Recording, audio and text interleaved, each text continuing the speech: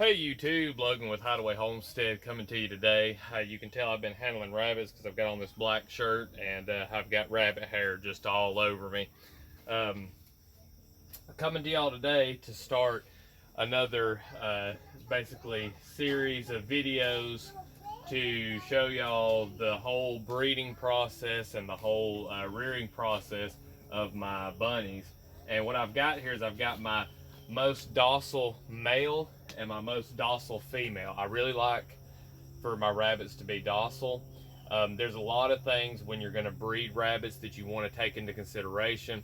You want to look at their form. You want to look at, uh,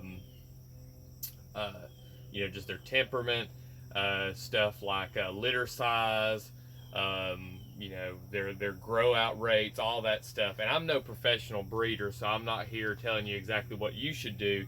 Just it's something you want to research and make sure that you're looking for the things that you want your rabbits to produce for you. Me personally, the whole having a rabbit at 5 pounds at 8 weeks is not a huge requirement for me, especially considering that I try to do a lot of my own feed. And so it's not something that like I'm just super, focused, laser focused in on getting. Not that I would complain about it. I mean, I'm definitely looking for the fastest growth rates that I can get with the most meat on the carcass, all that stuff. Like I'm still looking for those traits, but at the same time, I really like the docile rabbits because you get one that's really mean or bitey or something. I mean, you don't want to mess with them. You'll have to put on gloves and long sleeve, and even the ones that are docile, like this little guy here, he loves to be petted, and I can carry him around and everything, but I didn't have on a long sleeve, and of course I, move him a certain way, and if you had a giant alien that, um, you didn't know what they were doing, they picked you up and were carrying you around, you might kind of want to get down too. So he certainly didn't do it out of being mean. He was just kicking a little bit and scratching me. So you can imagine one that is a little feisty or one that is aggressive, just how much damage they can do, especially if they're a biter. Like I do not like biting rabbits. I do have, I think it's one doe that likes to bite, and she probably, after she's bred a few more times and gets her litters out of her, she can't produce anymore. She's definitely going to be one that her line probably won't go on unless there's some docile traits out of her babies, and she'll probably go to the stew pot or to an animal. So what I'm going to do right now is while I explain exactly what it is I'm going to be doing, I'm going to go ahead and take my doe and introduce her to the buck for her to be bred. Let me get her here. That's another thing. If you haven't seen my videos before, you always want to take the doe to the buck. Well, she's not wanting to come through the hole here. Because the doe, come here, girl. She may get into the corner. I may have to wait for her to come back. But you always want to take the doe to the buck, because the does are extremely territorial. And they will bite, scratch, maybe even castrate your bucks if you take the buck to the doe's cage. So what my plan is to take this cage here. It's a large cage. It's a 2x4, so it's your kind of standard. These two here are only 2 foot by 2 foot. I'm gonna let her breed in here, considering that her first litter was huge. It was 10. Well, I say huge, I mean that's a big litter. The biggest I've ever seen was 14. She had 10 babies, and if she has kind of an even number, a kind of large litter, even number of males and females, I'll be able to take this guy out and put males and females in here. If the litter is disproportionately male or female, I can just take her out and move her to one of these little cages, and take the buck back, and have, say, if I've got just 1 or 2 males, put them in here and leave all the does in the big cage. So that's pretty much the plan there. And I'm about to breed all 10 of my does.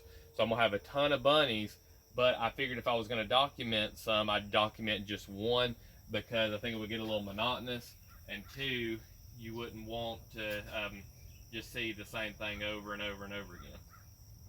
This cage was not designed right for doing this. at all. The door needs to be this way a little bit more, which these cages were a gift to me, so don't look a gift horse in the mouth. See if I can get in there with my right arm. Nope, it's gonna be worse.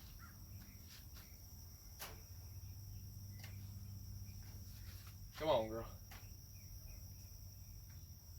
Come on back this way. There you go.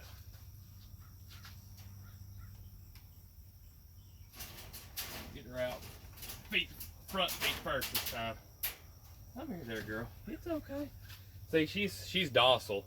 She's a real sweet girl. It's just, you know, I mean, rabbits, if you don't pick them up every day, they don't like to be picked up. I mean, I don't think you would either, so it's understandable. They're not trying to hurt you.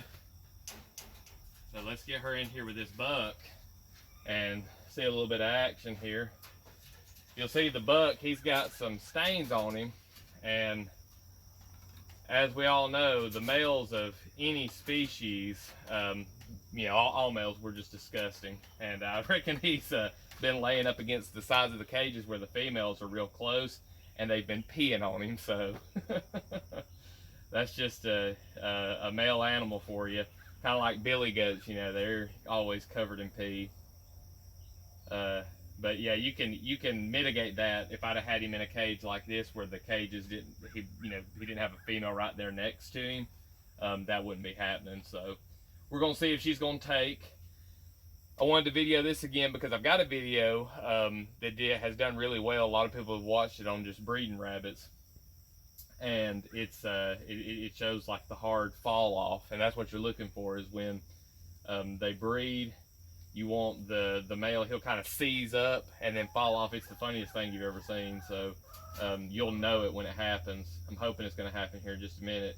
If she's not receptive, then what we'll do is we'll come back and breed her, try to breed her again a little bit later today. And if that doesn't work, we'll wait a day or two. But I want to try to get all of my rabbits around the same time, because it's just easier when I process to get in the rhythm of processing the rabbits and process a bunch at one time. Yeah, he's not gonna be able to do anything today. But anyway, I figured this video might run a little bit long, just considering that I was gonna explain what I'm gonna be doing, and I'm gonna try to give daily updates on this. I may not much during the pregnancy deal, but during the pregnancy phase, because there won't be a whole lot to update you on, except for when we get close to putting in the nest box and the baby's coming around. But it doesn't look like he's going to breed her right now, so we'll save that for the next video. If you've got any questions or anything to add, leave it down in the comment section. If you like this video, if it was helpful, you learned anything, etc., leave a like. If you like these types of videos, want to see more things about homesteading and permaculture, subscribe to my channel. I drop a video mostly every day, and I appreciate all y'all watching, and we'll see you in the next one.